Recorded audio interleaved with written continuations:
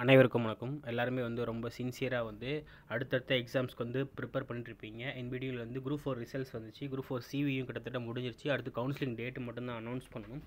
அதுவுமே பார்த்திங்கன்னா கூடிய சீக்கிரம் அனௌன்ஸ் பண்ணிடுவாங்க. அதுக்கப்புறம் இப்போ குரூப் 2A ப்ரிலிம்ஸ் நடந்தது. அதுக்கான ரிசல்ட்ஸ் வருவதற்கான வேலையெல்லாம் ரொம்ப ஆயத்தமாக தயாராகிட்டு இருக்கு. ஸோ டிஎன்பி சார்பாக கிட்டத்தட்ட பார்த்திங்கன்னா இன்றைக்கி தேதி 28 இல்லைங்களா? ஸோ கண்டிப்பாக இன்னும் நாளைக்கு ஒரு ஒர்க்கிங் டே இருக்குது. அதுக்கப்புறம் அடுத்த வாரத்தில் எப்போ group 2A prelims results announce ஆக போகுதுன்னு அதுக்கான அறிவிப்பு அடுத்த வாரத்தில் வந்துடும்.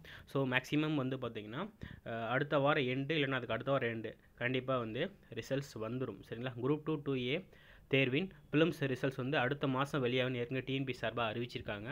உதவி ஆய்வாளர், சார் பதிவாளர் நிலை 2, துணை வணிக வரி அலுவலர், வருவாய் உதவியாளர் உள்ளிட்ட 2327 வேகன்சிக்கு பார்த்திங்கன்னா செப்டம்பர் 14 ப்ரிலிமினரி எக்ஸாம்ஸ் நடந்துச்சு.